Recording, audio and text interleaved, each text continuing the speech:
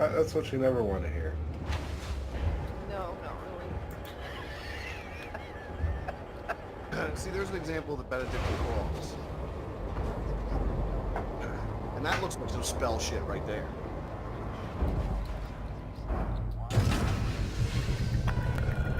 Ship released. Expedite climb to exit altitude. Yeah, so the Kiro, oh wait, I got a super chat here from,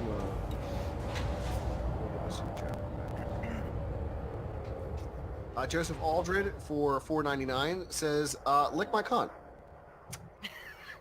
Thank you, Joseph Aldred.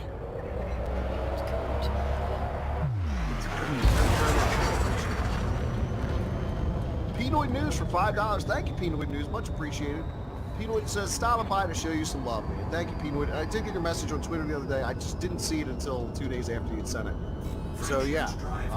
Pinoid News, if you have not yet subscribed to Pinoid News, go ahead and click those three little dots, subscribe to his channel. He does a lot of economic news as it relates to what's going on in the world and such. So if you're interested in the kind of stuff we do here, you might be interested in what Pinoid does over there, because a lot of what's going on in the world is tied to the markets. And Pinoid is on top of that news.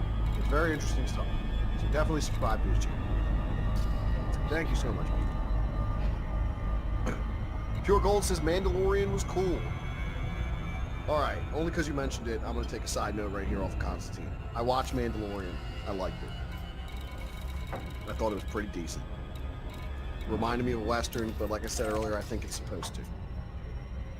I think it's a ploy to bring everybody back into a bad movie so it doesn't fail. But see, it's got nothing to do with the movie.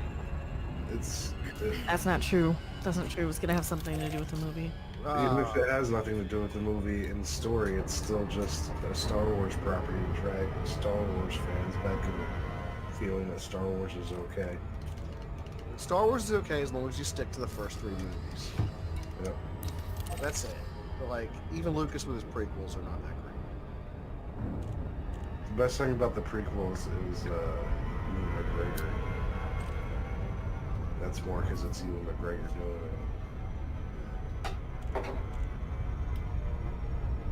The problem is everybody was scared to say no to Lucas when he was making those movies.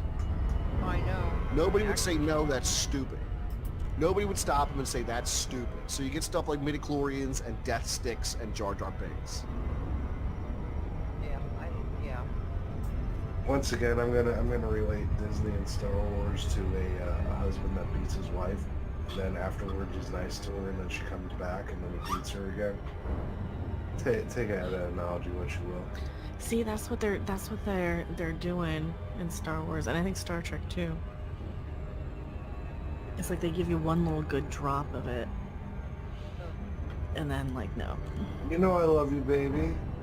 Just kidding. Mm-hmm.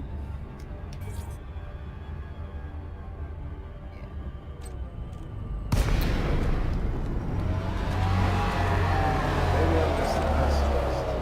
Maybe I'm a cynic. Maybe I'm right. It's one of those.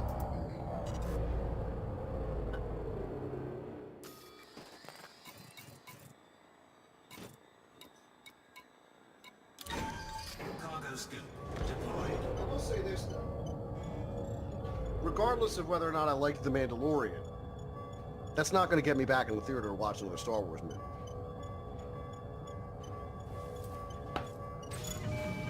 It's not going to happen.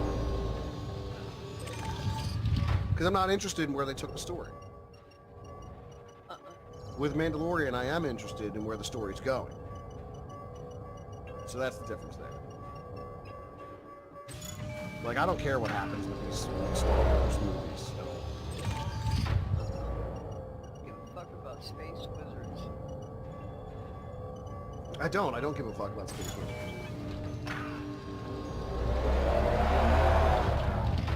Pure Gold says bootlegs all the way, Pete. Bootlegs all the way. That's what they sell at the barbershop, bootlegs. Go to the bootleg store, the barbershop. Got all the bootlegs. Not my barber, but less reputable barbers. There's always a guy that comes in to sell the bootlegs. I just go to the Terrificon, and there's always a DVD event.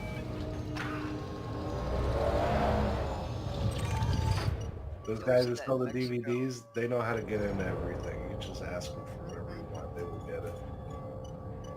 You could get any, music CD you wanted, any movie, anything like that in Mexico. They didn't have to have like license to sell stuff.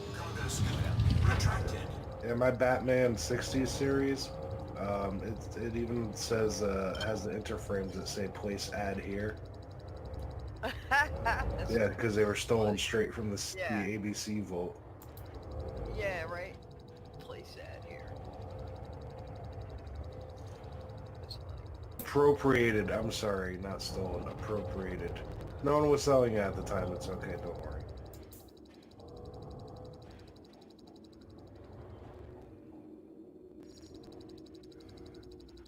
So back to the story I was telling about Constantine. The historian Bishop Eusebius of Caesarea states that Constantine was marching with his army. Eusebius does not specify the actual location of the event, but it's clearly not in the Cave of Rain. When he looked up at the sun and saw a cross of light above it, Greek words, in this conquer, a phrase often rendered into Latin as in hoc signo vinces. In this sign you will conquer. At first, Constantine did not know the meaning of the apparition, but on the following night, he had a dream in which Christ explained to him he should use the sign of the cross against his enemies. Eusebius then continues to describe the labarum, the military standard used by Constantine in his later wars against Lucinus, showing the Chi-Rho sign. By accounts, Lactantinus and Eusebius, though not entirely consistent, have been connected to battle to the Mavilian Bridge, 312 AD, having merged into the popular notion of Constantine seeing the Chi-Rho sign on the evening before the battle. The phrase appears prominently placed as a motto on a ribbon unfurled with a Passion Cross to the left, Passion Cross to its left, beneath windows over the Salga Regina, ascendant to the equestrian statue of Emperor Constantine in the Vatican. Emperors and other monarchs have paid respects to the Pope descending the Scalia Regina and would observe the light shining down through the window with the motto reminiscent of Constantine's vision and be reminded to follow the cross. They would then turn to the right of the atrium of St. Peter's Basilica, ostensibly so inspired. The Kingdom of Portugal has used this motto since 1143. So Portugal's used the motto in hoc signis vinces on Portuguese coins back in the 1720s. In this sign, you will conquer. And that's where the Chi-Rho comes from. The age of Constantine marks a distinct epoch in the history of the Roman Empire.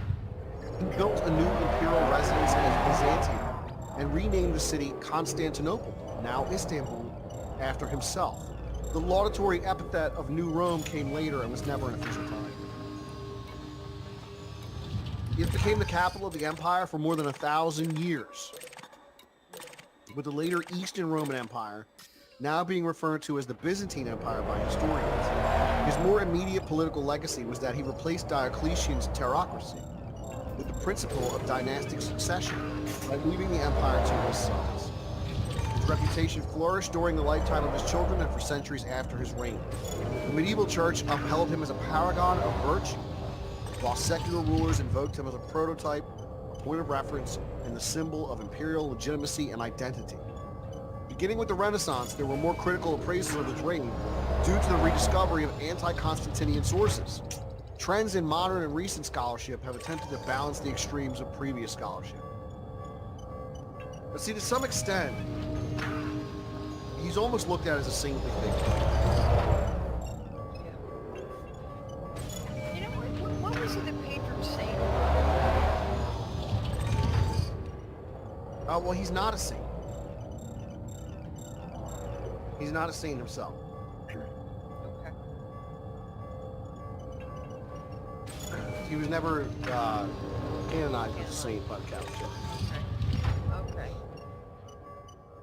That explains why I couldn't find it. His mother was a saint. Okay. That's where I had the confusion then. Okay. Saint Helena, the mother of Constantine. How dare you, my mother was a saint. My mother was a saint. Now, she was the empress who became the consort future Roman Emperor Constantinus Calorius and the mother of Emperor Constantine the Great. She ranks as an important figure in the history of Christianity and the world due to the influence on her son. In her final years, she made a religious tour of Syria, Palestine, and Palestinian. Syria, Palestinian, and Jerusalem, during which she allegedly discovered the true cross. The Eastern Orthodox Church, the Oriental Orthodox Church, the Roman Catholic Church, and the Anglican Communion revere her as a saint, and the Lutheran Church commemorates her.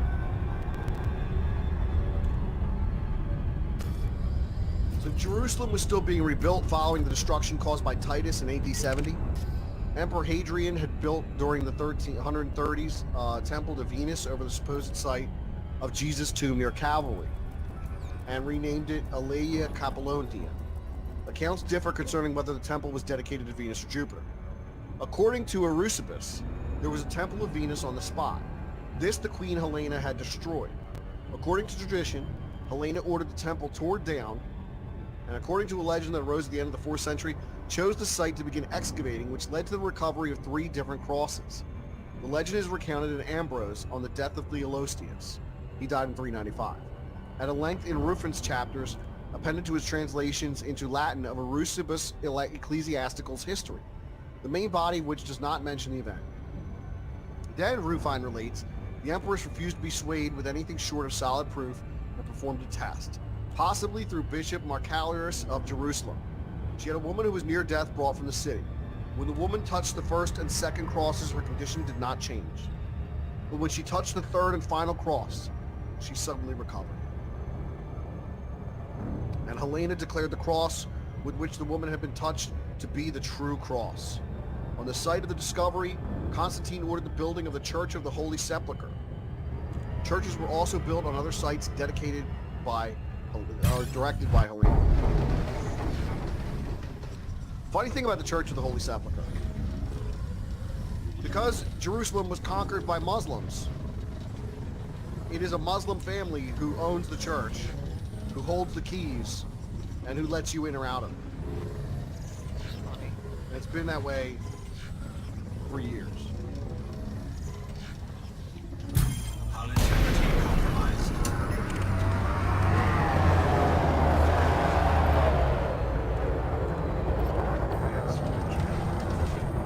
Oh, thank you.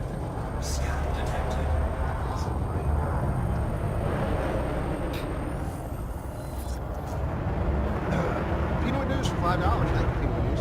I upset the whole stream asking why these grown men were so obsessed with children's movies. Yeah, I don't know. People and Space Wizards, man. Who gives a fuck about Space Wizards? That's like I was saying. Like, It was because it was the first really adventurous type of movie a lot of kids saw when they were younger. It really printed on their minds and they were in their role.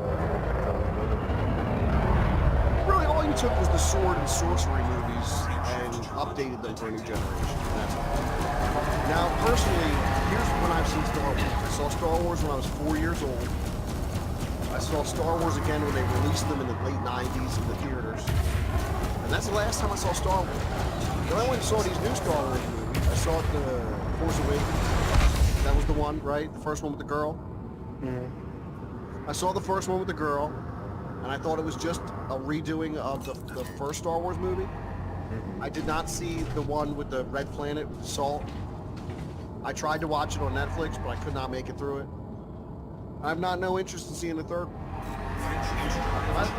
I watched The Mandalorian because I was curious, because I grew up with Star Wars, and I wanted to see if the hype was worth it. I thought The Mandalorian was a good Western. And because there's none of that fucking laser sword wizard shit in it, I thought it was pretty cool. But I don't know why people are so obsessed with children's movies. About Star Wars. I do not understand why people are so obsessed with children's movies. You know what? One thing I really like about Mecca's a huge Star Trek fan, and I'm a huge Star Trek fan. But Star Trek fans like Star Trek. are different than Star Wars fans, because Star think Trek so. is not made for children. Star Trek is not for children. Star Trek has since its inception tackled serious social issues, broke the status quo, and shaped a generation of science fiction that would come after. Star And Trek now- made the mold. and now it's just Now it's a mess. Big We're not going to talk about now because you've got 50 years of good Star Trek. It doesn't matter what they do now. Like, fuck now. They're not getting money from me now. Although I must say, Generations, what the fuck were they thinking killing Kirk like that, man? Like, he went out like a bitch. It was one of the worst character deaths of all time. Yeah, it's just, I don't know. So, Pinoid, that's all I can tell you. I do not know why grown men are so obsessed with children's movies. I don't understand it. Like, and look, I'm not above it. I sat around today and I watched Mandalorian, and then I watched that Avengers movie Endgame, and then I watched some Mickey Mouse shorts because I got the Disney Plus and I wanted to check it out. I just I'm not- watched the I'm not entire above it, series but it's of, like, I I watched don't the have entire like fucking series of Star Wars Extreme shit. You know? What was that, Jess? I watched the entire series of Extreme Ghostbusters recently. And when a new Ninja Turtle movie comes out, I'll go watch it. But it's like, Oh yeah. Well, you know what? I have more affinity for the Ninja Turtles than I do for Star Trek. I mean, Star Wars, to be honest. like, I know that what comes out of Hollywood isn't good, so my hopes are very low for everything. That's the problem. Yeah, Like they're making a third Ghostbusters movie with 3 out of 4 of the original cast, but it's still going to be crappy because it's not going to be like the first one where it's just like right from the beginning of the movie it was like fucking weird and different and had its own vibe. It's going to be like a rehash. I'm thinking going forward too, you may have to watch movies beforehand just to make sure they're okay for your kid to watch. Some of them, you know.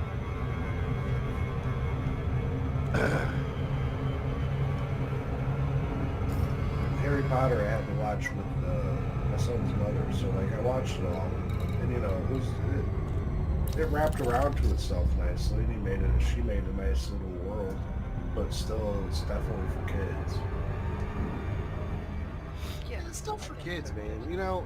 But look, I'm not super interested in stuff that most other adult men are into. Like a lot of my friends are into sports and fishing. Well, fishing's fun, but you only need to learn so much about fishing and then you're done. Yeah, I mean, like, I enjoy fishing here and there, but you know what? I'm not going to go out of my way to get a fishing license to wake up at the ass crack of dawn to go stand in waders in cold water and hope to catch a fish. Like, maybe when my kids are older and I'm taking them out to do that, like, that's cool. But, like, I'm not getting up on a Saturday morning to go out with the guys and go fishing. I'm sorry, it's not happening, you know? you're just not an outdoors. And I don't give a fuck about sports. I just don't. Yeah, I don't understand the big draw of sports. Well, I do because the human beings Money. have inherent bloodlust, and we're not able to satiate that with anything. So people turn to sports because they think they're violent. They're not really violent. They're just put-ons. But like, I don't know. I don't understand how. It's tribalism. It's us versus them. It's how we survived winters when there was like one animal to eat, and you know, it was either our tribe or their tribe, and fuck those guys because they looked at us funny and they worship a different god than us, right? Yeah. That's how it is. That's just how we've evolved, and that's how we've survived. But the allure of fantasy football with all these grown men being obsessed with, oh, I got this guy and I got this guy. It's like these guys obviously just have never sat down and played Madden. A And then Pokemon. they'd be like, oh, fantasy football is totally shitty. Let me get a couple more super chats. Naked Ashy said, they want to have a Portuguese breakfast before. No, you disgusting bastard. That is disgusting, Naked Nashy. Why you gotta go get all nashy on us? I had to look that up. And I was like, wow, really? Where do they find these girls? Yeah. Who's gonna stay still for that? That's just terrible. That's terrible. That's a good way to get sick.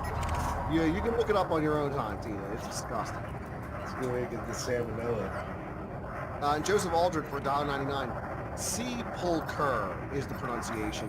Joseph Aldred, I did 12 years of Catholic school. Sepulcher. Sepulcher is the correct pronunciation. And if not, then that priest was a lie.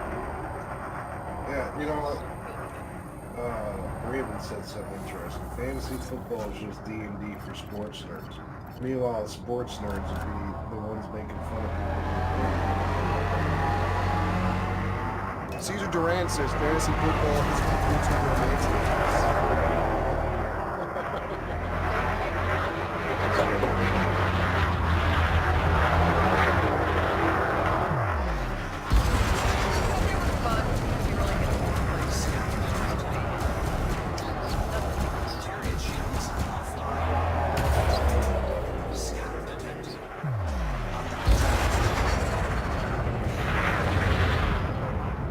know what I get serious about? Ancient history. That's what I get serious about. Because that's interesting. That's worth knowing about. That's right. Just repeat it over and over again. So we could do with more pyramids.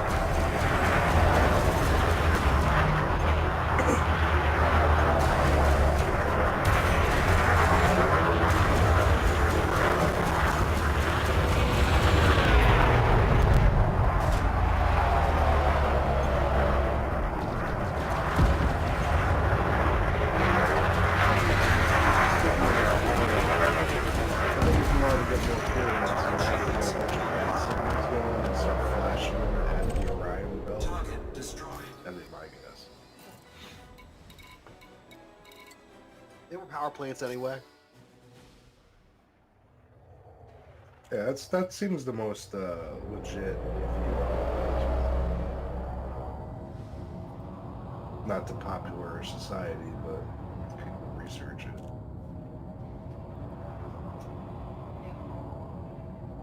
That's where I stand on it. They were power generators. That's a lot of people have that. So I just thought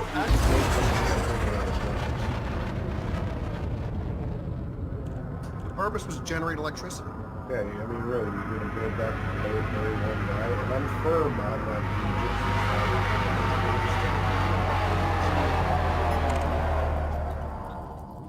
I do want to take this opportunity, because we're almost halfway through the show, to remind you that we have a sponsor now, and that sponsor is My Patriot Supply. So here's the reality, folks. Emergencies strike without warning. You might be surprised if the power goes out or gets turned off. What if the stock market crashes tomorrow? Certainly, if there's an earthquake, there's zero warning. Things happen you don't expect, folks. And when it's breaking news, it's too late to prepare. Now you're in panic scramble. You should act now while things are calm. Ask yourself, could you feed yourself for several weeks with the food you have at home this very moment? If not, it's time to build an emergency food supply. I trust and use My Patriot Supply, and you should too. A 2-week food kit gets you started. This week you save $70 on these food kits when you go to my special website, preparewithpeter.com. These food kits include meals that last up to 25 years in storage. They're not fast, but guaranteed 2-day delivery to your door. Those that know what's coming, use it today.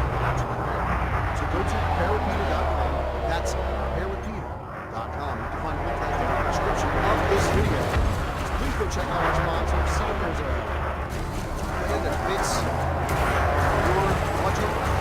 Definitely start getting stocked up on emergency food.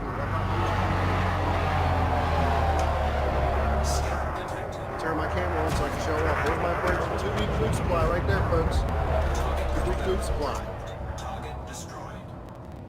Alright. So get your bucket. Get your food bucket. What are you waiting for?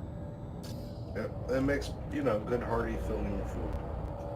Yeah, Jesse got a 4-week food supply, and he's been eating it and stuff, so... I actually just finished off the orange energy drink, they call it. It's not an energy drink, it's a very high vitamin C drink.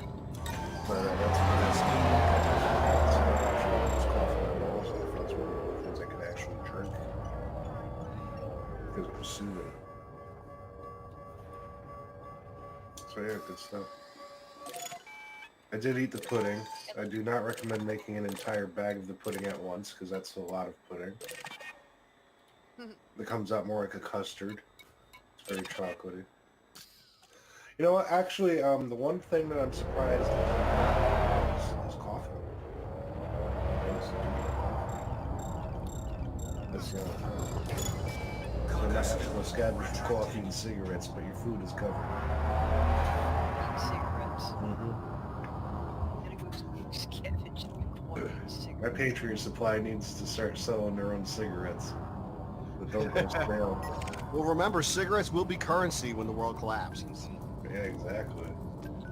And Nicole says, would you say prepare with Peter? LMAO, yeah. If I had my way, it would have said prepare with Pete, but... Yeah, well... But I wasn't consulted on the website.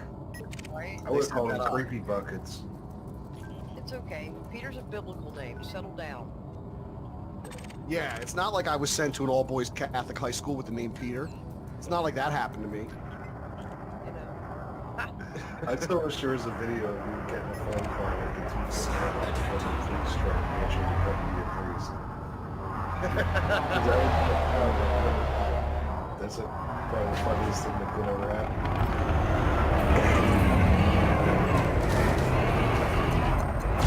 It really seems like a scene out of the movie. I got a super chat. Listen to you. I don't read Machiavelli's Discourse. No, I haven't, but I know Livy was a Roman historian. I've never read Machiavelli's Discourse. Well, I should read some Machiavelli. You know what? I used to read 2 books a week. Now I just don't have the time anymore. You did. I would really literally read 2 books a week. Yeah. And now I just don't have the fucking time. It sucks. My whole life's been thrown into a tizzy. Yeah. Nate D says, man cannot live with food alone, but with a warm cup of coffee. Actually, I don't drink coffee, folks. I'd love to have it mainlined into me. Don't drink the stuff. It's odd. You know how weird that is, Pete? Especially being like, you know, a French person. Yeah, I don't like the coffee. It's because it's hot. I'll drink it every once in a while if I'm dragging ass. Like, if I need it, I'll have it. You don't enjoy a hot beverage? Not really. I prefer a hot beverage. I like things to be so cold it hurts. Yeah, I don't like hot liquids either, except hot chocolate. I like stuff with ice cold. It's got to be super cold. It's got to hurt my throat going down. So we're going to get Mecca. I meant to get some hot chocolate. Deranged Lunatic for $2 says, make it national. Please don't ruin scrambled eggs for me. Yeah, make it national. That's disgusting. Still hanging on that. How do you I want know 2 that? buckets of pudding. $240.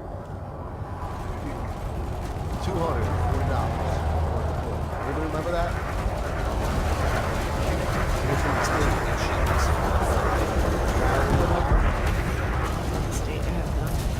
Yeah, they used to have pudding, $240 worth of pudding. They were rubbing their butts in it and stuff. Really weird. Really weird stuff. I guess. I remember that I want to dip my balls in it, guy. Oh, yeah. Gary, right? I can't remember his I name. think it was Gary. Because when he shows up at the Last Supper, Jesus is like, the guards show up and they're like, we're looking for Jesus of Nazareth. And he's like, "Oh, what's happening?" When I'm pretty sure at the time he's yelling about the cross. They're calling him Gary. It's like,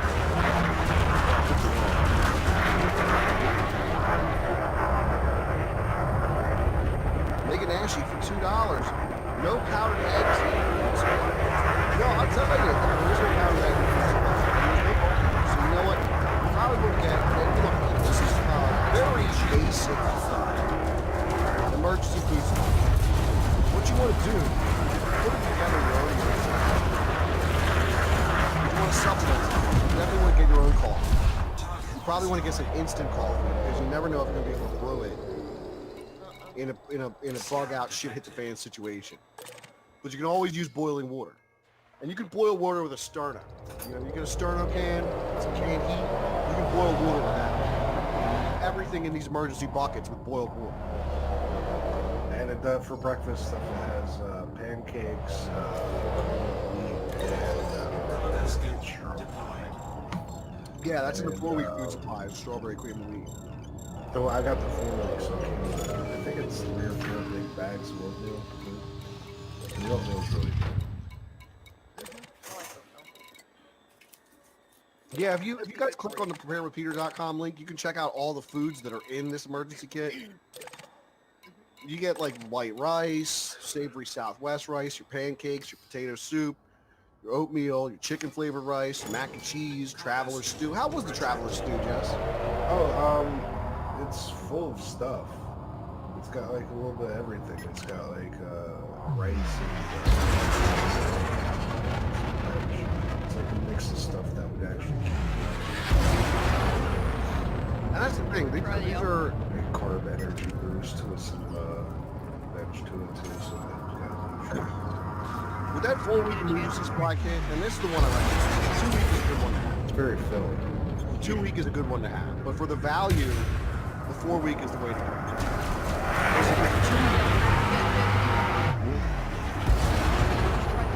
The Alfredo yet? No, 2-week, you get 92 servings. With the 4-week, you get 252 servings. 16 food varieties, 25 new shelf life. And you save $100 this limited time offer. Plus free shipping and handling on a 4-week emergency food supply. That's $167. Normally $267. You're saving $100 and you're getting free shipping. Limit 3 per household. Oh, is there? On the 4-week, yeah, limit 3 per household. Does that mean at once or all together? At once. Oh, okay. So you could order one, then order like 3 more if you wanted to. Right. You just can't order like 6 at a time. Days, I think when I finally get through this, I'm gonna order 2 to put aside, so that I'm pretty covered. There you go. So when the shit hits the fan, I'm gonna be laughing at everybody while I overeat. Meanwhile, everybody's at the supermarket rioting, trying to fight each other to death for the last 10-pound bag of rice. I'm just be reading the book that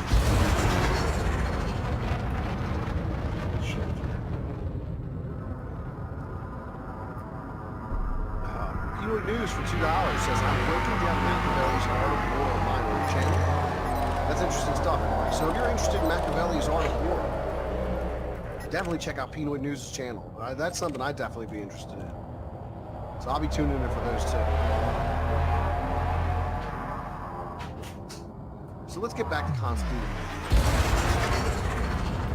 Constantine was a ruler of major importance. He has always been a controversial figure. The fluctuations in his reputation reflect the nature of the ancient sources for his reign. These are abundant in detail, and they've been shorthand by the official period, and are often one-sided. No contemporaneous histories or biographies dealing with his life and rule have survived. The nearest replacement is Rusipus' Vita Constantini, the next knowledge about eulogy and hagiography. Hagiography is when you write about saints or venerated persons. So that's what Rusipus' Vita Constantini is. Eulogy and hagiography. So you can imagine you're eulogizing and sanctifying somebody, how you're going to write about it. And what happens is it extols Constantine's moral and religious virtues. It created a continuously positive image of Constantine, and modern historians have frequently challenged its reliability. The fullest secular life of Constantine is the anonymous Origio Constantini, a work of uncertain date which focuses on military and political events to the neglect of cultural and religious matters. Lactantinus de Mortibus Persecutoria, a political Christian pamphlet on the reigns of Diocletian and the Tetrarchy, provide valuable but tedious details on Constantine's predecessors in early life. The ecclesiastical histories of Socrates, Sozomen, and Theodoret describe an ecclesiastic dispute of Constantine's later reign, written during the reign of Theodosius II from 408 to 450 AD, a century after Constantine's reign. These ecclesiastical histories obscure the events and theologies of the Constantinian period through misdirection, misrepresentation, and deliberate obscurity. The contemporary writings of the Orthodox Christian Anastasius and the ecclesiastical histories of Arian Philostrogius also survive, but their bases are no less firm.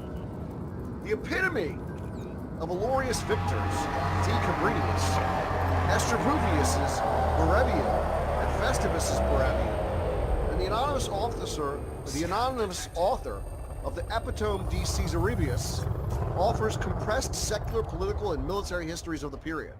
Although not Christian, the epitomes paint a favorable image of Constantine, but omit references to Constantine's religious policies. The Panegyric Latini, a collection of panegyrics in the late 3rd century and early 4th century, provide valuable information on politics and ideology in the Tetrarchic period of the early life of Constantine. Contemporary architecture, such as the Arch of Constantine in Rome, palaces in Gizmograd, Cordoba, and the epigraphic remains and the coinage of the era complement the literary sources. So, Tina, you mentioned before we got going, the Arch of Constantine. Yeah. It was a triumphal arch in Rome situated between the Colosseum and the Palatine Hill, erected by the Roman Senate to commemorate Constantine I's first victory over Maximentius at the Battle of Milvian Bridge in 312. Dedicated in 315, it is the largest Roman triumphal arch. It spans the Via Triumphalis, the way taken by the emperor when they entered the city in triumph. He designed it and everything, right? Well, it was dedicated, but much of the decorative material incorporated earlier work from the time of the emperors Trajan, Hadrian, and Marcus Aurelius, and thus is a collage. The last of the existing triumphal arches in Rome, it is the only one to make extensive use of spolia. And that's a building stone repurposed building stone. Reusing several major reliefs from 2nd century imperial monuments, which gave a striking and famously stylistic contrast to the sculptures newly created for the arch. This earned it the divisive nickname of Aesop's Crow. Aesop's Crow. The arch is 21 meters high, 25 meters wide, and 7.4 meters deep, and has 3 archways. The central one being 11.5 meters high and 6.5 meters wide. The lateral archway is 7.4 meters by 3.4 meters each. Above the archway is placed the attic, composed of brickwork, revealed with marble. A staircase within the arch is entered from a door at some height from the ground on the west side facing the Palatine Hill. General design with the main part structured by detached columns and attic, the main inscription above, is modeled after the example of the Arch of Septimius Severus on the Roman Forum. So let's go ahead and show an image of the Arch of Constantine. It is quite beautiful, considering it's been standing there since the 300s. No kidding, right? It's amazing. Stone lasts forever, baby. Yeah, speaking of that, well, you said that they were reusing the spoils. Were they using that as the gravel to mix new concrete? Well, I don't know, because the mystery of Roman concrete has never been solved. Yeah, they said something about actual seawater around there or something, right? Could be.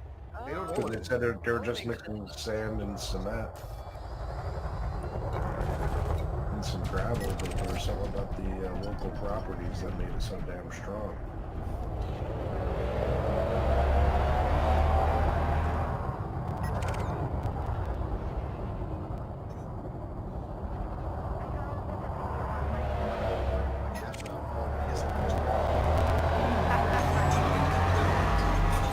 Fight. And the field. Fight with each other. Fight with each other. Like they'll get kind of riled up and usually stop and distract.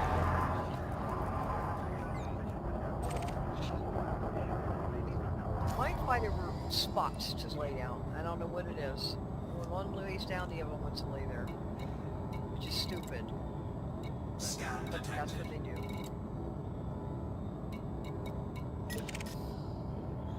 See, mine just laid it next to each other. A lot of people don't realize when cats clean each other, that's a sign of dominance. People just think, "Oh, look how sweet they are," no. The one's trying to show dominance over the other one. And that's why you see cats, they'll be cleaning each other and all of a sudden they break out in a fight.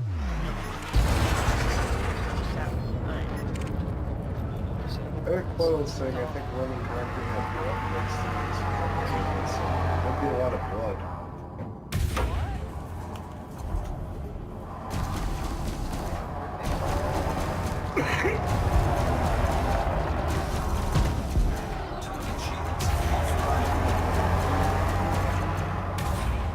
Recover?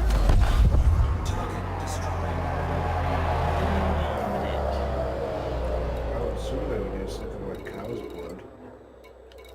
Well, would it decompose? Like it stink like hell too. Track, Yeah, track, fly, and God knows what else. Well, concrete, if you poured concrete right now, it takes 30 days to get hard. And then after that, it gets progressively harder. It's called curing. But maybe there's something about putting some blood into the mix made it cure faster. They could get the building with it quicker. Theory. After that, how about you, Mecca? I got no science behind that.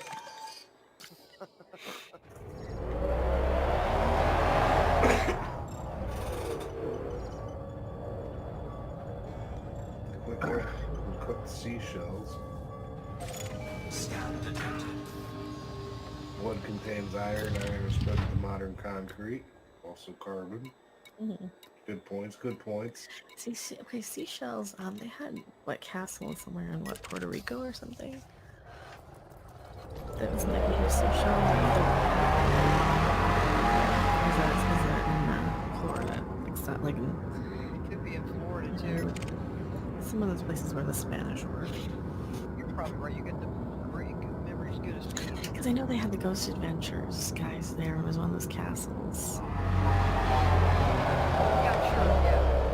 You're right. I think you're looking about, there's a fort in St. Augustine called the Castillo de San Marco. That's it. Yeah, and it was made from stone called coquina, Spanish for small shell. That's it. It consists of ancient shells that have bonded together to form sedimentary rocks similar to limestone.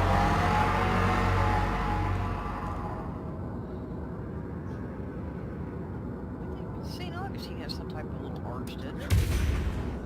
St. Augustine has the lighthouse too. Yes.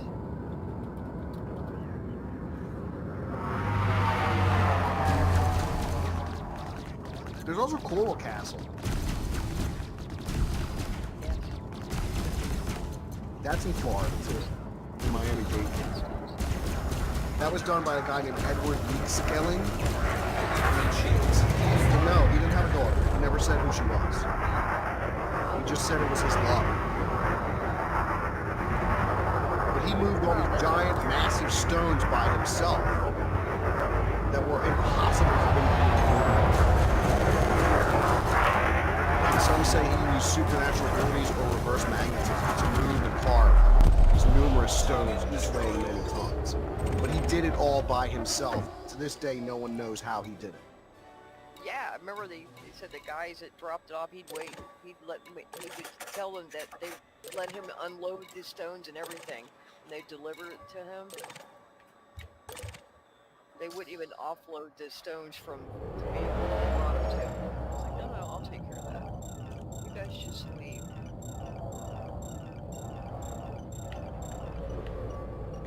Wow, that's weird. I could have sworn he built that for his daughter, Pete. Huh.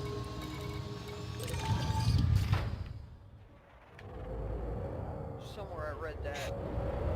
Let me see. Maybe it was just what they theorized. Scan detected. Braven saying he heard that Roman concrete had a way to self-seal broken.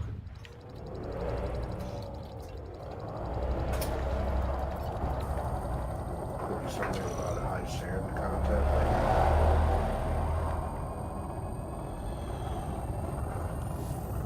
That definitely wasn't his daughter. It was his love. But he never said who she was.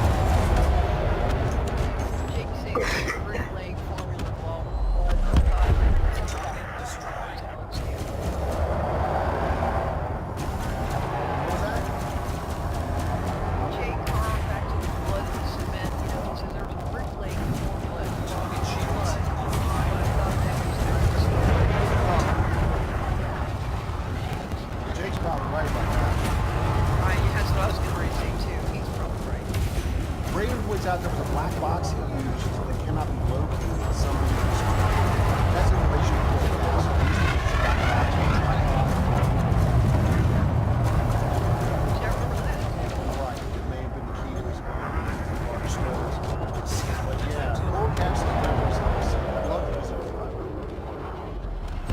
You know, I got the studio. I've never been past the Mason-Dixon line.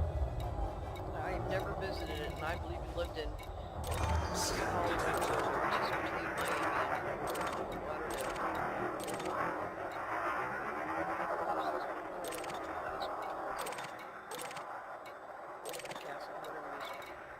I've never been to Florida, but knowing you and the things you talk about it, it doesn't seem like a beautiful place to go.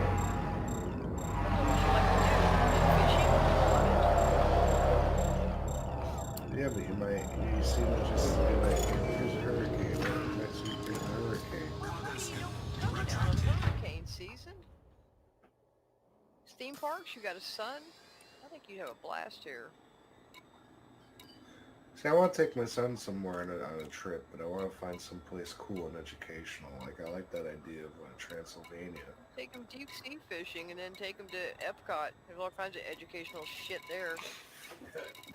Oh, educational shit. Well, Yeah, they'll be like, first it was the mouse, then it was the future mouse. you know that big ball at Epcot? That's like a trip from beginning of time to future. You go through and there's like cavemen, and you can actually smell the smoke.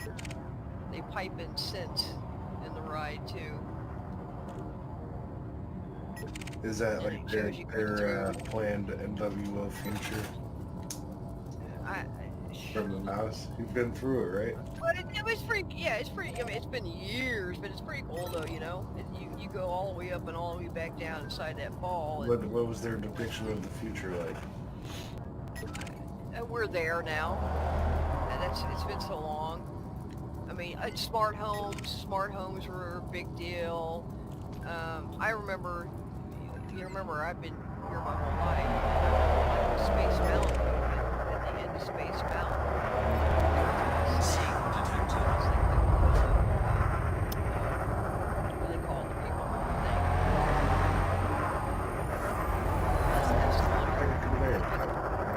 Conveyor belt, and you go on the conveyor belt and it runs you through all these futuristic things.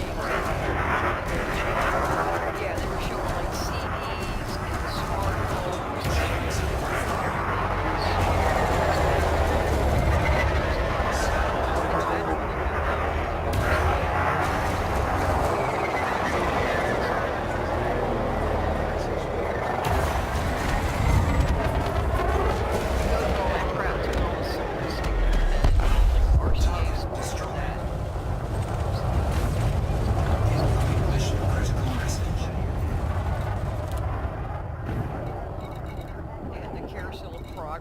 They may still have that.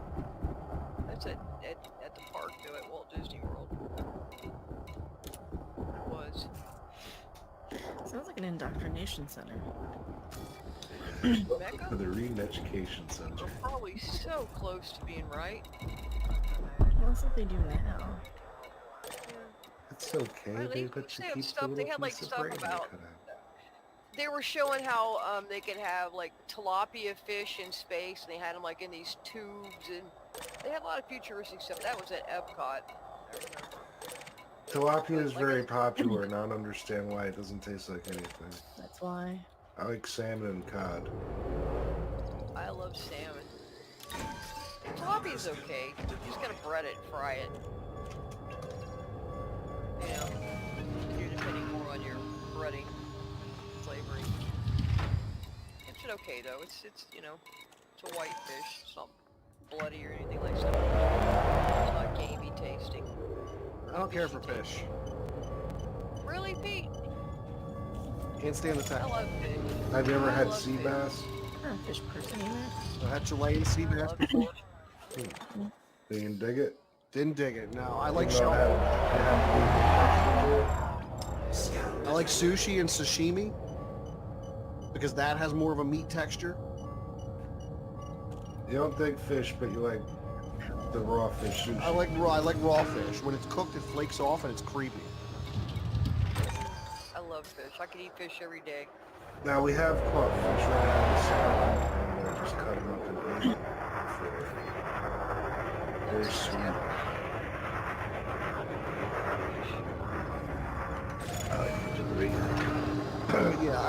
raw. If I am gonna eat it, I'm gonna eat it raw. But I like shellfish. I like clams and mussels, crabs and oysters and scallops. I had a bad experience with scallops, but when I was at the wedding the other day, they had bacon wrapped scallops and they were so good. I ate a bunch of them. They have bacon on them. Yeah. Mix a lot of shit with bacon. Bacon's It awesome. was just scallops wrapped in bacon. I would call it bacon with scallops.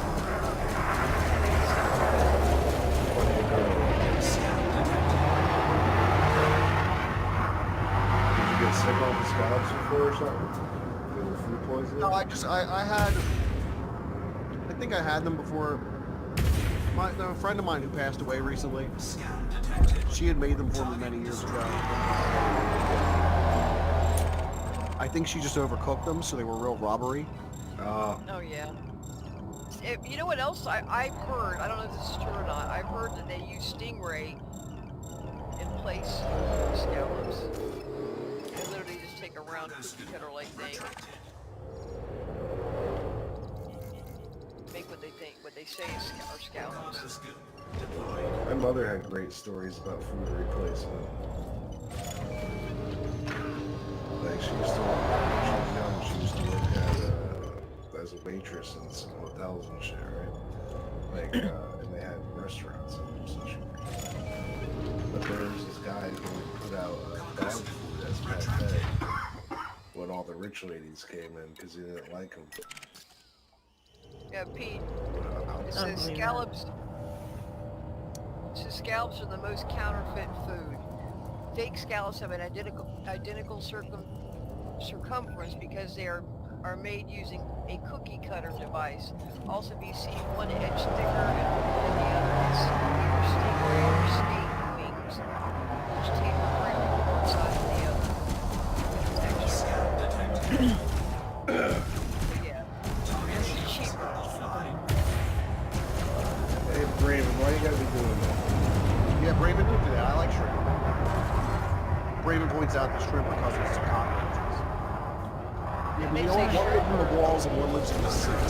One is the rich Yeah, but you get the seed ones though. You get the ones that are farm and the farm ones are filthy. Alright, thanks, Steve. Don't make it worse. I like shrimp. You're not helping. My mother, listen. Every restaurant my mother goes to, the first thing she says is, "Do they have shrimp?" Target destroyed. I'm sure they do. McDonald's, they don't have shrimp. Right. If they do, you really don't want it. Yeah, McDonald's. New McDonald's shrimp crab. It's like, here, come to McDonald's and get a salad. Fuck you. No, at McDonald's, I want a Big Mac. Yeah, like, at least that Big Mac's like 90% preservatives and shit. Whatever's in it's probably dead. That salad is probably just microbacterial petri dish. What Oh, about yeah, it's crap anyway. what about the Burger King, that Whopper, the unmeat Whopper they have, or hamburger they have? What's it called? Oh, actually, my son's mother is a vegetarian, and she used to get a veggie burger at Burger King, and now that thing, it tastes like meat, and she can't eat there anymore. Huh? Yeah. They made a veggie burger that tastes like meat for hippies or something. It's called the Impossible Pete. I need a Del Taco too. Tacos here. I love Del Taco. Used to. I think we used to. I tell you, the best taco place was Taco Tico, and they don't have them anymore. I like Taco John. And a friend, we looked it up, and I think there was one in South Carolina. Sadly. Best taco place I ever ate at was in Texas, and it's called Taco Palenque. It's damn good.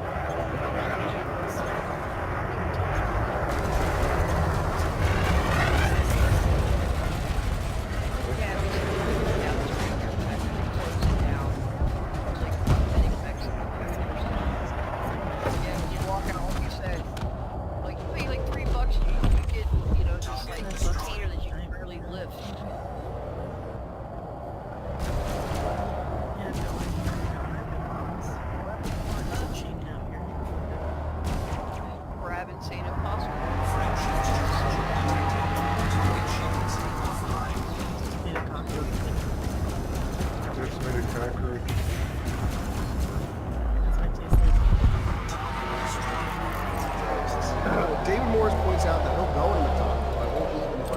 I'm with you, David Morris. I will not eat at a fast food joint. I will not sit there and eat. Yeah, I'd rather I take don't it. like it here. I take that shit home. Me too. I eat my shit in shame in the dark. That's right. I can do it through the drive-thru, so I don't have to get out. I drive through, I get that Big Mac. I'll go inside. If the drive-thru's too low, I'll go inside. 'Cause you know what? You can serve faster inside. That's true, Pete. Because they want to get I the fuck have rid of done it. that. That's right. I think it's funny because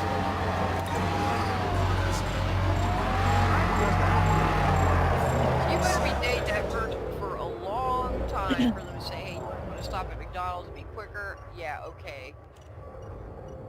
See, I don't mind if you're like you're already like a couple already. Like That's just what I like mean. at dinner or something. But like That's if what I it's date mean. night, no. Yeah, if it's a first date, you can't take it. I've heard some stories from some chicks. What about McDonald's? Yeah, like some dudes think that it's acceptable to take a chick to fast food for like a date. This is the last time they go out with them then. Yeah, exactly. I mean, I feel bad if the guy really can't afford it or something, but then again, you don't You ask can't somebody afford out it, if you can't afford to date. If you're not That's broke, right. you can't afford to date. That's what I'm saying. You should ask them out. It's like going to a bar drinking. Don't go to a bar drinking if you ain't got money to fucking tip.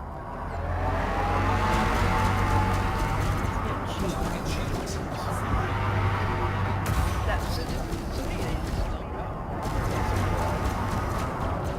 But I don't like club I like a dive. Where I can get a good I love a strong dive. drink for cheap. Everybody's fucked up and wacky and I'm a much normal person than me. I love a dive. It's got something to do, like play pool, or darts, or foosball. I can't just stand around just drinking. Jason Fawcett for Australia in 299. Thank you, Dick. Jason Fawcett says, I knew a guy who re-dipped yesterday's corn dogs. That's disgusting. But only because corn dogs are disgusting. Because corn dogs are disgusting. There's two types of cornbread. Just like the king type of cornbread. Never touch it. Hate stuff. You get it,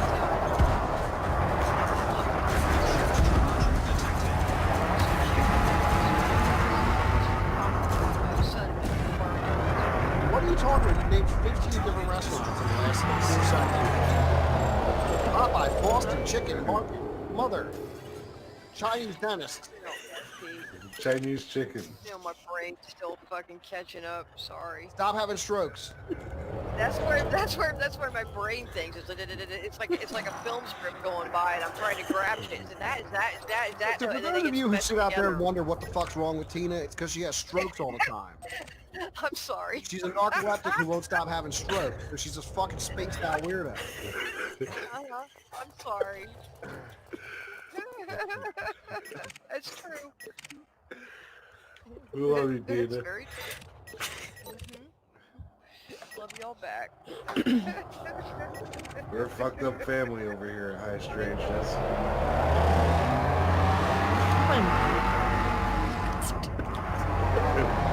That is like the named daughter like Daria.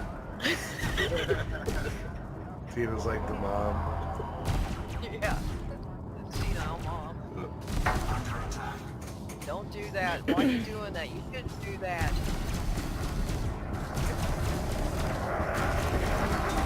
Here's gold, you learn to surf. Have a good night, people. Phil Blair points out that everybody strokes it sometimes. I don't know what that has to do with it. I think everybody's fucking themselves constantly when they got a free moment, then you're probably right. Oh, I've got 5 minutes free. Time to fuck myself. No. Lesser. See, everybody's always offended when I tell them to go fuck themselves. Am I addicted to porn? Yes, so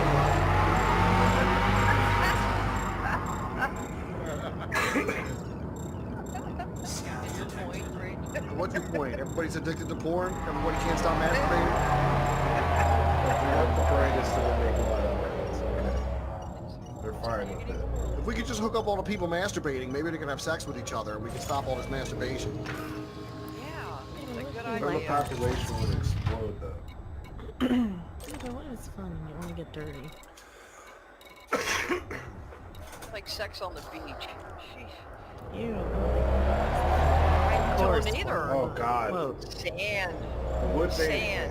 The wood seems like a good idea, too, till you come home with pine needles all up and down your asshole. That's right. Knees are all fucked up, right?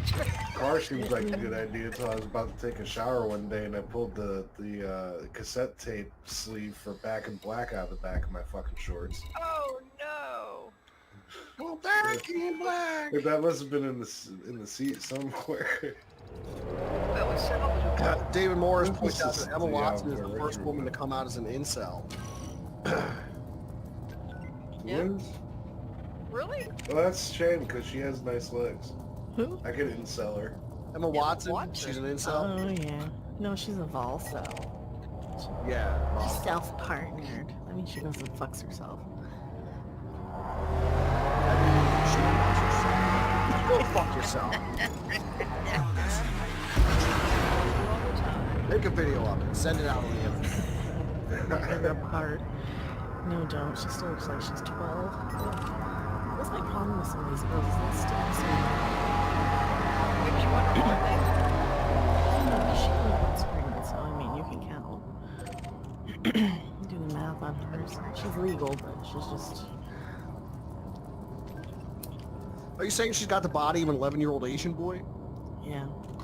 There's nothing to look at. She's no Elvira. You mean that we need Elvira back? I mean, like, Elvira's built like a woman. Yep. And she's tiny, Yeah, too. She's very petite. What happens when women built like women? I don't think there's really ever been anybody built like Elvira. Which I kind don't of know. sucks. I mean, if I you're forget gonna which- start holding people, right? Fucking Elvira. Hold your own jet. I forget which Harry Potter it was. I own my entire Emma Watson corporate turned like a boy. Like her body shape, I don't know if she's going through puberty or what, but she looked just like, straight up like a little boy. Jeans and like long sleeve shirt throughout Something most of Brie the Larson. movie. Yeah, oh yeah. They love the women with no hips.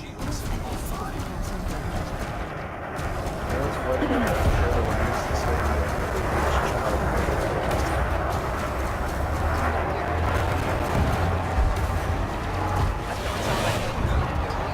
She looked like a boy. She's also Sarah Caution.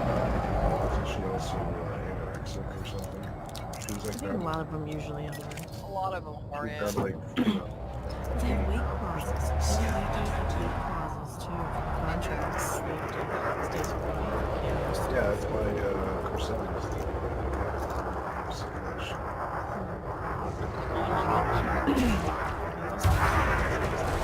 Yeah. That's Don't okay. go to a model's bathroom. It's just sport. Yeah. That is so Shit. gross. That's Yep, not, that's not it's true really though. nice. So, it's swallowing on shit.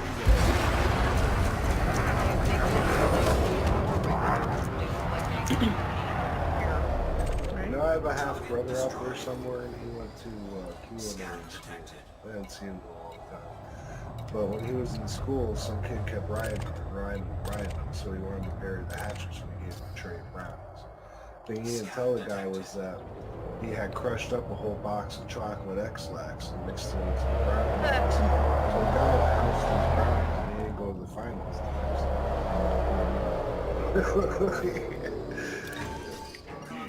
He could not leave the bathroom. It's like an 80s movie. See, that seems like we're Just like an 80s movie where crimes are considered pranks. yeah, right? Yeah, fuck that guy. He deserved it. Yeah. Like, what was it? Revenge of the You Nerds? know what? I'll take a day in the toilet versus having to go to the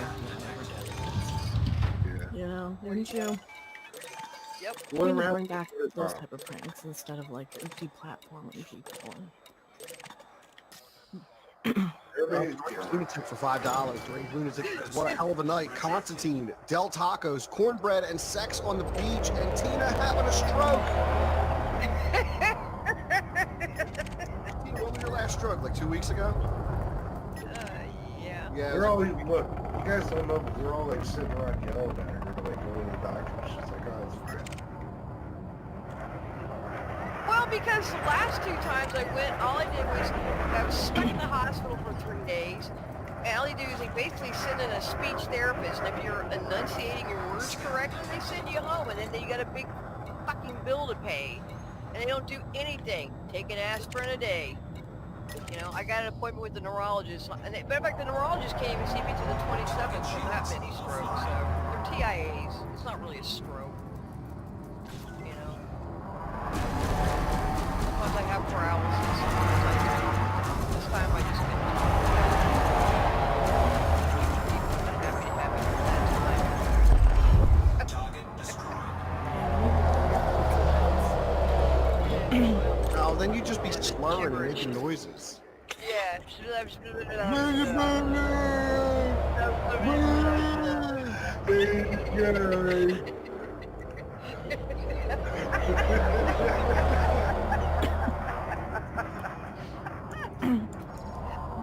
Shit. This guy's stuff. They're sending veterans to me, Philip Blair, not the FBI. Yeah. Maybe I have about every. I have.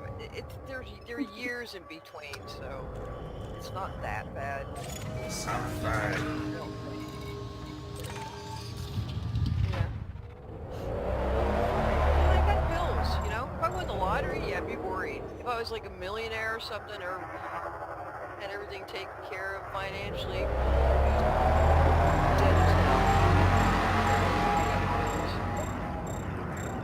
keeps you here, I think. That's one way of looking at it.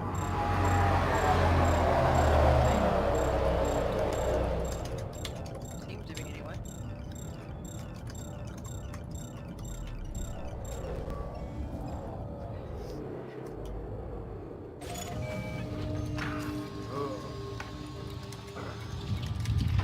And I hate the hospital.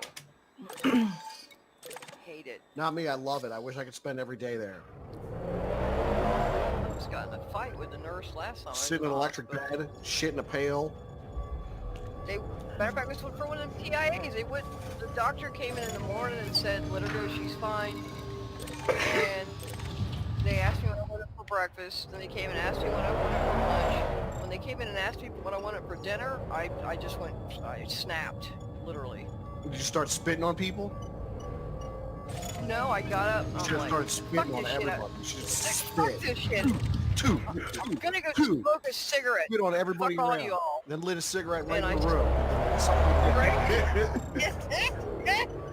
I stood up and walked out, and a nurse squared off with me. She stood in front of me, and I was like, if you touch me, woman, matter of fact, just don't touch me right now, because I fear for you right now. And it was like a collective, ooh, behind me from the other, like, hospital employees, and I went out and I smoked my cigarette. Took all the equipment off. They wouldn't let me go home. I felt like I was a prisoner there. So this time came around, no, I didn't want to go to the hospital.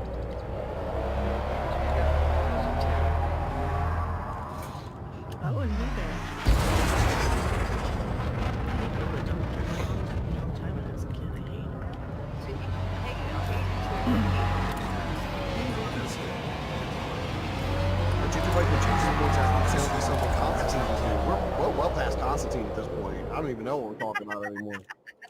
Jesse's up there squeezing the duck. I have a gold mushroom. Well, it's that time anyways, Pete.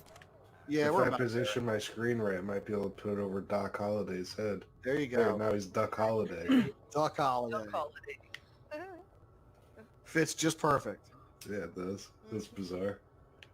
It's meant to be. There's that cigarette. Love them cigarettes. Yeah, I know. Yeah, me and Jesse are bad. I gotta quit smoking. Hey, Tina, you gotta stop smoking. You're like, you gotta stop. You've been smoking for what? 40 years? Oh God. How long? 40 years? Probably, yeah. I thought you said 4. I'm like, no. No, 40. Way longer than that. Yeah. I figure Yeah. you've probably been smoking since you were 15. Yeah. Time to stop smoking, Tina. Get a vape. I know.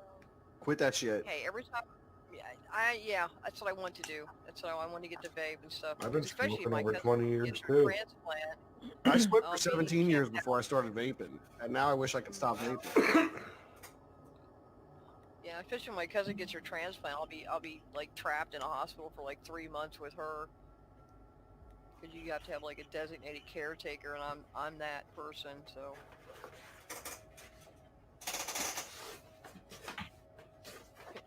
He says, if I'm really good, they'll give me a free probe. The Iggy's Oh, asking yeah. how much a pack is where you guys are. They're roughly $14 here. That's a lot. I think What? 11 to 13.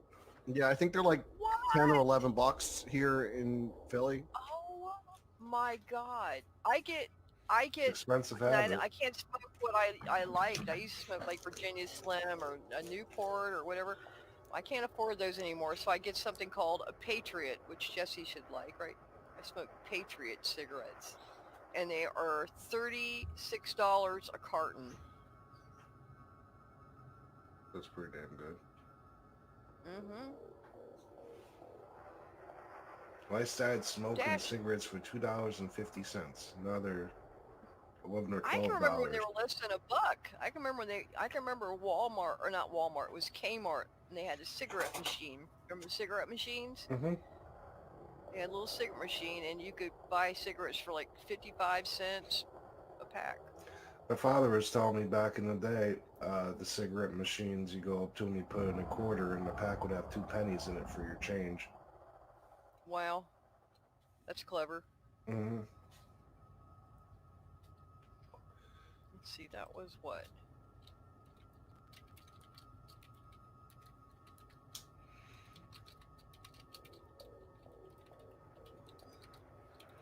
Let's see, what year would that be? 1978. Well, folks, it's official. It's official.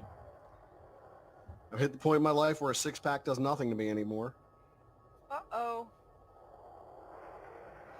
Yeah. Might make you sleepy. Yeah, Ain't that's gonna about get you it. drunk. So I I've got go and another invented six-pack in the hardware. fridge, but I got to get up tomorrow, so I don't want to go fucking pound down another couple beers. Maybe 8 would do it. Maybe 8 beers would get me where I need to be. Maybe. Maybe, but it's almost time to end the show. It's almost time for me to go to bed. I think 6 will do it for the night. Even though they did nothing. I feel like I wasted the money.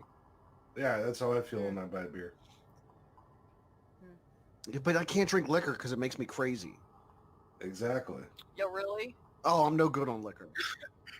I never had a problem. Talk with it. shit It's never crazy very and fight in a good coat rack. When you drink, I Yeah. get stupid. Playing a tournament, I'd have like a $75 bar tab, and be fine. Well, then you were getting ripped off. I was drinking Jaeger bombs. Then how would you be fine? Because I don't she's a know. beast. I think because I was competing. I think you're staying focused. You're moving. Oh, yeah, that's going to overdo the chemical fucking power of alcohol.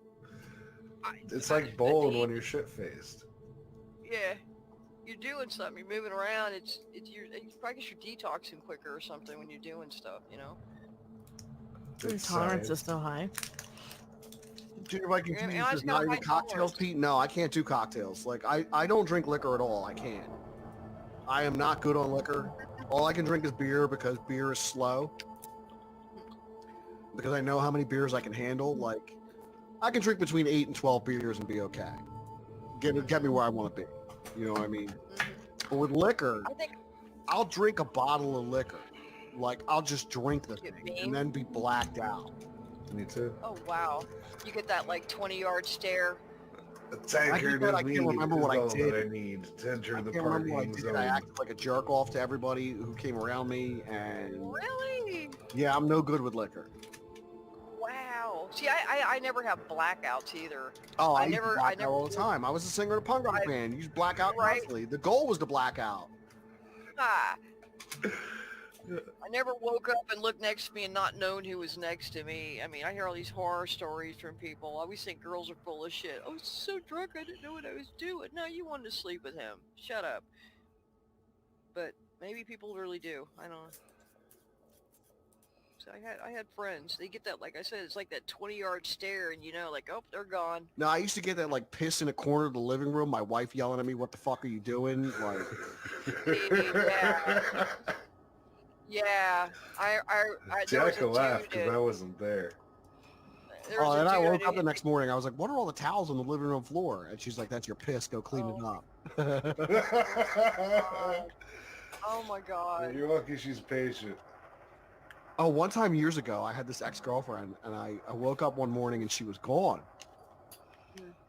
I called her. It was like, yo, I woke up at 5 a.m. and you were gone. Where'd you go? And she's like, well, after you pissed on the bookcase and flushed the book, you climbed back into bed covered in piss, and I decided I had enough, and I went home. Oh my god. Pete, you're out of control. I had to throw out a lot of books. Imagine. I know. Now we know where the story "Piss Man" originates from. Like, I pissed on 3 shelves worth of books. I had to throw them all away. Holy! Oh no. Are you serious? I'm serious. Oh, Pete, man. It's no good. That's why I don't drink liquor, man. I turn into the wolf man. I got choked had out of it- the I bar before I was drinking liquor. I got choked out at the bar. I walked home crying. I just run God. everything. I started a fight, got my ass choked out. Mhm. That's funny. Guy was an MMA I had dude. this- See, that's the thing. I've This never been couple- knocked out, but I've been choked out before. Oh, I've been choked this out. guy- I've been punched out. I've had the whole 9, dude. I've run the gamut.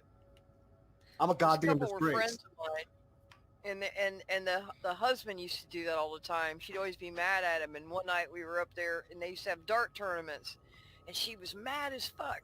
I'm like, what's wrong, you know? And she's like, she didn't want to tell me, and she finally told me. Apparently her husband, he was gambling, and he was shit-faced, and he was losing his ass, and he was so stupid he didn't even go to the bathroom. So he's standing there, and he's got piss all going down his jeans, gambling, playing darts in the middle of the bar. I'm like, that's urine? She's like, yes. I'm like, oh my god. No wonder you're mad. It's gross. Just pissed himself standing there. Yeah, I've done it all, man. I've pissed myself. I pissed on the wall. I've been beat up by friends. I've had the whole Piss thing on go the down. wall. Like, it's been a fucking that's disaster. all? That's why I don't drink liquor. Who's saying piss on the wall? Jay Giles Band had a song called Piss on the Wall. Remember that? All I know is Angels is a Centerfold by Jay Giles Band. Freeze frame. Bum, bum, bum, bum, Oh, I know ba-da, Freeze Frame, da-da. too. Yeah. They had a song called Piss on the Wall. Dash Fat Bastard says weed, LSD, mushrooms, all that. Never one fight. Dash, you used to fuck around no. hardcore, huh? Dash now. When did you find time to do weed, LSD, and mushrooms without getting in a fight with all that Mormon business going on?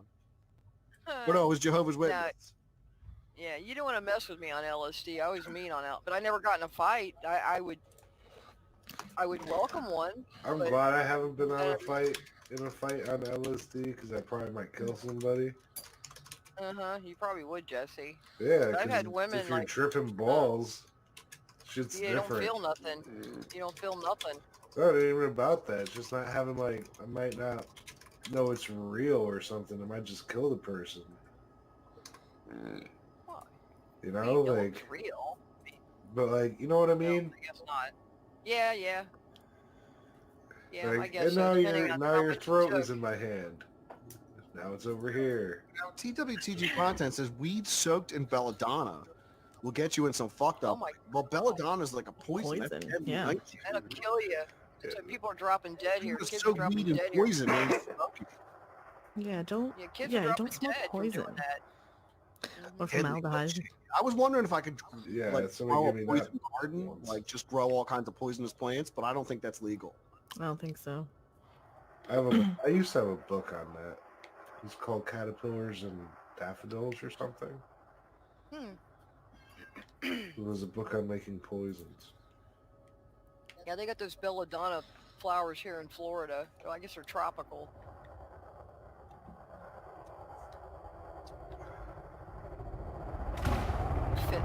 Fentanyl's the most fun. Yeah, it's hard to get though, ain't it? Oh shit, that's the lollipop? The heroin Yeah, the lollipop. lollipop and the patch. Yeah, I knew a guy that dropped dead off of that shit. Yeah, I believe it. It's heroin. Don't do heroin. Yeah, this woman used to get them in like the dart playing circuit, and you'd always see people run around with these lollipops. Everybody knew where they were getting them from. And some guy actually died. She got a lot of shit for that. He went down. Well, I mean, that's technically being a drug dealer, so... Now, Jake Carson has an enthogenic garden. That was Styx Hexenhammer's original channel. Enthogenics are very interesting to me. I think like Deadly Nightshade, Belladonna, Henbane, like those kind of things are very interesting to me. Wouldn't mind having a whole garden full of those things. Blue Lotus, you know, We that should do a one. video on that. A lot of those organic children's teething things have belladonna in them. Unbelievable. You should do a video on that, Pete. What? On poisonous plants. No, we can't do a video on that on YouTube. No?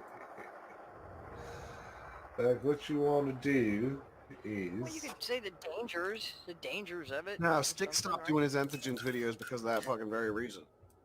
Okay. No crap. I like that guy. He's very entertaining. Yeah, I like I do Styx too. He always ends his videos extremely abruptly, though. He's Yeah. like, That's "And about all." That's That's about all. that's Bye. about it. Yep. And Mecca thinks he's hot, right? It's okay. Right. Long hair guy in a leather jacket. You can't go wrong. Nope. And he's got a cat. I like his cat. I've never watched his videos, so... No? Yeah, he's Yeah. very. Yeah, you got to, Mecca. He's very. Very He's very interesting. Real well spoken. See, I watch Styx in the morning when I wake up. Because he's been posting, well, ever since he's in the Netherlands now. And ever since he's been over there, he's been posting videos at like 6 a.m. Yep, they're early. So I watch his videos first in the morning. Then normally throughout the day, I'll watch like Mecca. Sometimes she'll do a video, come up around 3 o'clock. I'll check that out. I'll watch Quartering. I like him. Jeremy Hanley. He does some quartering. I'll check out Woodward TV. KJ. I love Scariest Woodward. movie ever. I think they do good work. There's a lot of good channels on YouTube. I watch Bill Donahue the most, probably. What's your favorite? I like to watch Dan Rock. You gotta go. Funny as hell.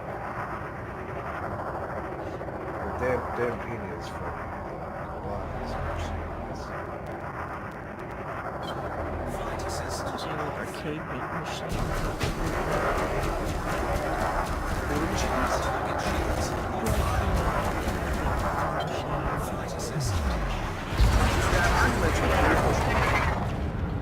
That's what I've been watching. It's like waiting for the coins to drop. You're like, are they gonna drop now? Are they gonna drop now?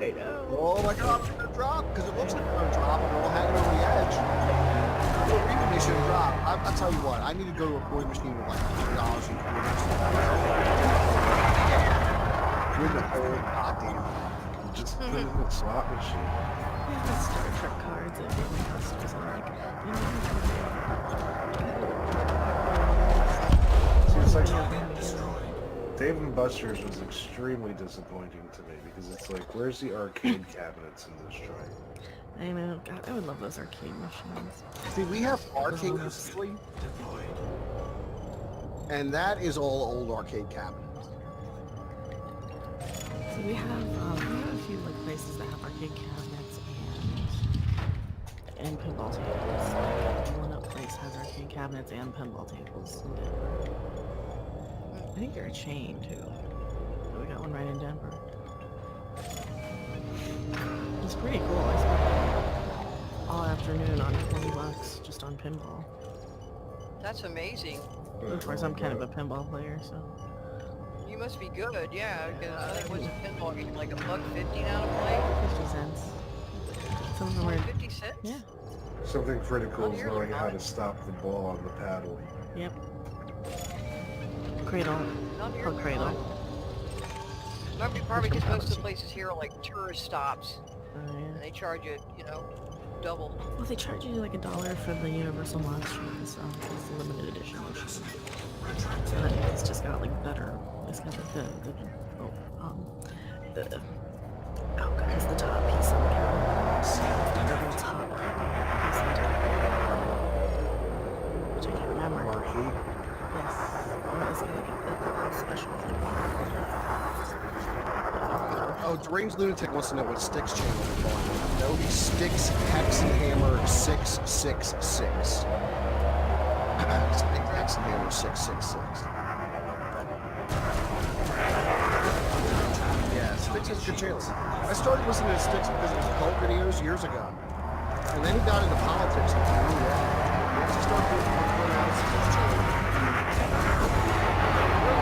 I mean, I like his views too. Well, I don't want to say he's conservative because he's not necessarily conservative. No, not necessarily, no.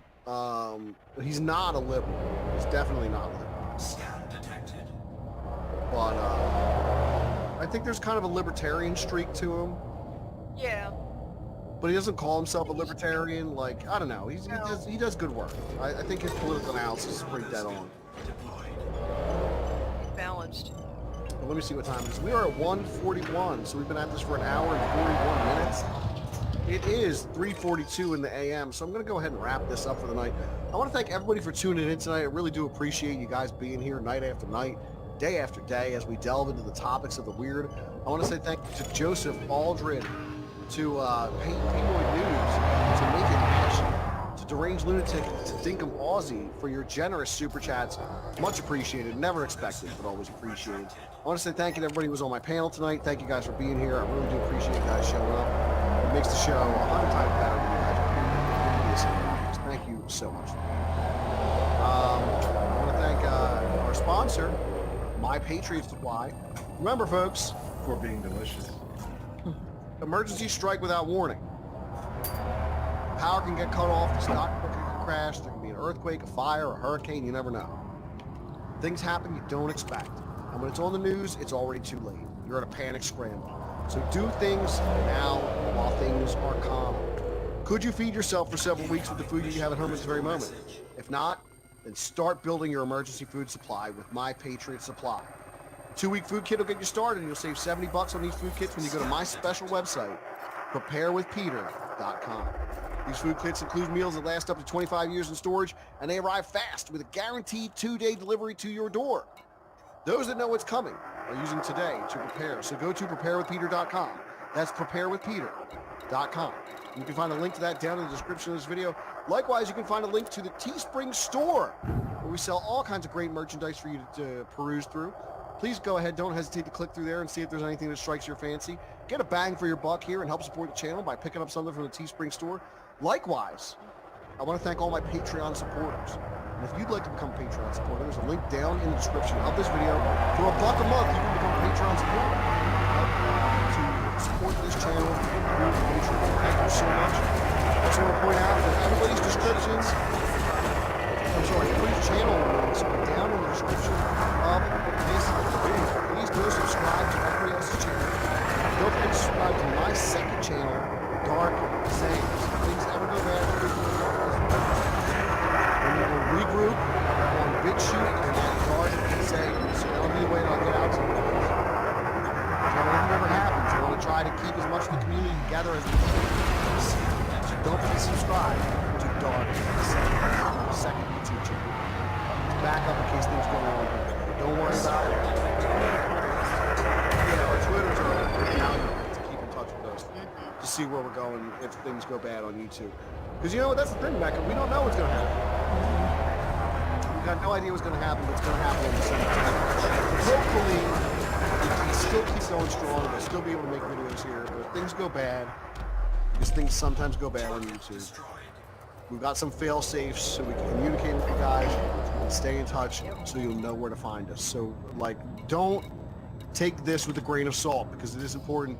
Tina just dropped a link to Dark Sayings channel in the chat. So if you could please click that and go subscribe. We have the audiobooks on there to check out, including Phoenix on the Sword, the first Conan story, as well as the hypostasis of the Archons, the descent of Ishtar into the lower world, and the 7 deadly evil spirits of Sumeria. So you might want to check those out. But And those of you that send me, what was that? one second. It's those of you that do send me friend requests on Facebook. Once you have Facebook, yeah, just please send me a message too. Let me know. Send me a message. Let me know that you're from the show. 'Cause I got a lot And just a heads up for anybody who sends me friend requests on Facebook, I only associate never with on people on Facebook, Facebook with people I know in real life. Yeah, So he's please don't take never any on offense. Facebook. Unless you're friends or family, I don't have you on Facebook. So unless I've actually physically stood in the same room with you, I don't have you on Facebook. But you can go join our Facebook group for Creepy Little Book, Yes. where I'm active over there, and as well as like the Creepy Little Book page on Facebook. Don't forget to subscribe to me on Dark Sayings. Don't forget to follow me on Twitter at Creepy Little Book. You can find a link to that down in the description. If you're not on Twitter, folks, get on Twitter. If nothing else, for just a way to find out where we're going if something bad happens. You know? Yeah. And I don't foresee anything bad happening. I don't foresee bad things happening. I don't. Because we're not a kids channel, we've never been a kids channel. But just in case, because things can go wrong in life, just in case, that's where you can find us. That's where we'll regroup if things go wrong. Thank you so much for being here. As we do here each night, this has been the Creepy Little Book Live. And you've been listening to High Strangeness, the #1 podcast on YouTube. I've been your host, Pete. With me tonight, Jesse Miller, co-host, Echo Random 42, and Tina Tomaszewski. Until tomorrow night, everybody, stay creeped out.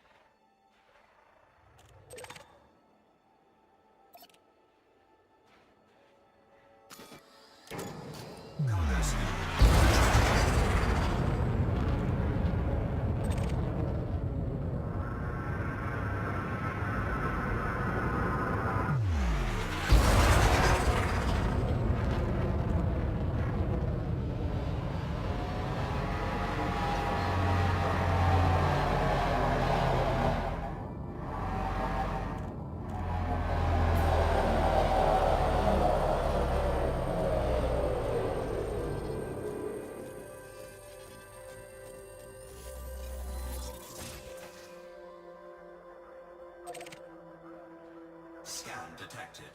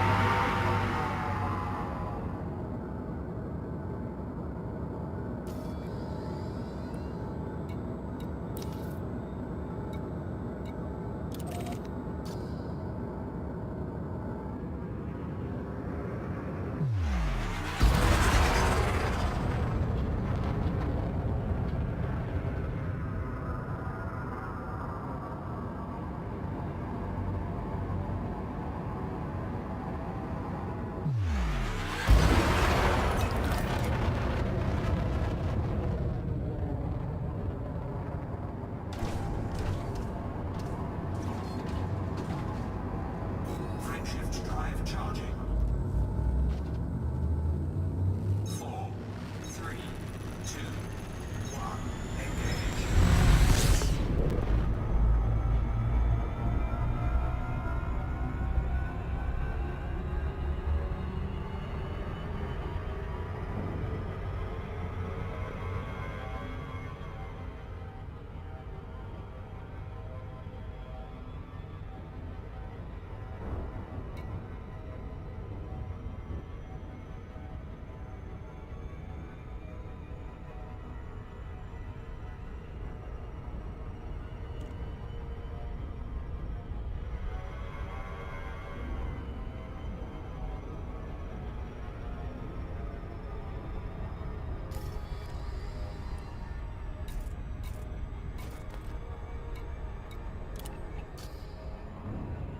Conda receives vital aid.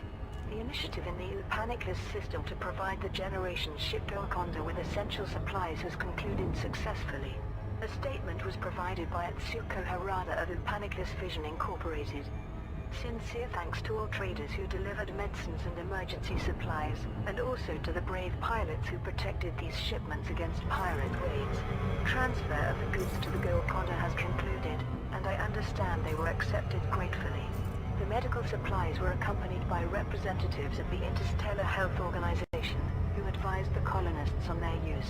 Team leader Dr. Ivan Johansson commented, "Our antiviral agents are far more advanced than those on the Conda, and early indications suggest patients are responding well to treatment. Hopefully we have halted the outbreak of what the colony calls the wasting kiss. Reports from Panicless government insiders indicate that communication with the Conda has become more frequent, particularly in regards to technological advancements. Local media coverage has fueled public speculation that the colonists should abandon their ancient vessel and establish a new home in the system. Pilots who took part in the campaign can now obtain their rewards from Fozard Port in the Panicless system." The Conda Generation. The culture of the Generation ship Conda has been examined by Professor Elizabeth Perez, head of anthropology at Orion Independent University. Little is known about the Conda's origins. There are no intact records of its launch, and the lack of archived blueprints suggests a privately funded colonization attempt. But there's no doubt this microcosm of 22nd century society will have diverged over the past 1,000 years. The inhabitants' language is entirely comprehensible, however, and their social structure is recognizable. Rigid security measures are in evidence, as one would expect from an isolationist culture. We also know there is a custodian tasked with ensuring the community's well-being, and a chaplain who provides spiritual guidance. All signs point to contentment with, maybe even an addiction to, their spacefaring existence. While audio messages recorded by the Conda crew are available to the galactic community, only a select handful of individuals representing Panicless Vision Incorporated have been permitted to dock with the Conda. Professor Perez traveled to Panicless to speak with them as part of her study. Interviews with those who delivered supplies were fascinating. As one pilot put it, the loading procedures were done at top speed, hardly any comms chatter at all. Nobody on the Conda entered the cargo bays before we left. I got the impression they were scared stiff of us. History shows that isolated cultures can be irrevocably damaged by Orbital flight engaged. contact with outsiders. We must ensure that efforts to support the Conda community do not destroy this unique bubble colony. Inhabited Generation ship discovered. A Generation ship with a living population has been discovered in the Panicless system. The ship's distress signal was initially picked up by a listening post. Investigating pilots were surprised to find that the ancient vessel identified as the Conda had drifted into the uninhabited region around Panicless B. Generation ships are huge. Self-sufficient craft from the pre-hyperdrive era, designed to deliver their original crew's descendants to uninhabited systems. Launched in the 22nd century, the Conda has survived for more than a millennium as the home of a self-reliant society. But it is believed the vessel's outdated facilities are struggling to meet the needs of its crew. The inhabitants have reported a lack of maintenance materials and medical supplies, the latter made more pertinent. Sorgon Peterson, Bravo, Alpha, November. Okay. Virus sweeping through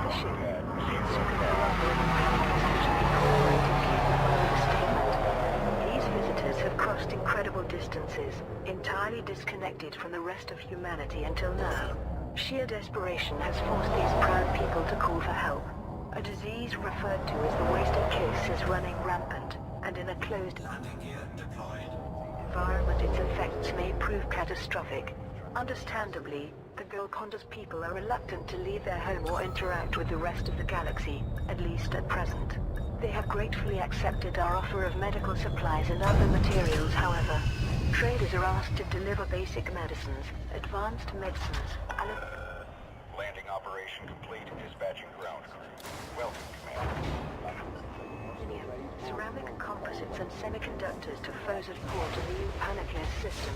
Upaniclis Vision Incorporated is also offering bounty vouchers on wanted ships to deter pirate activity in the area.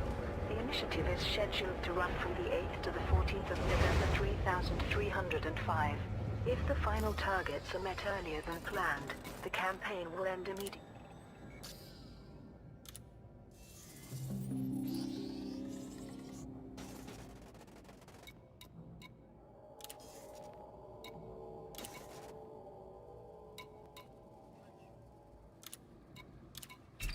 Incoming message.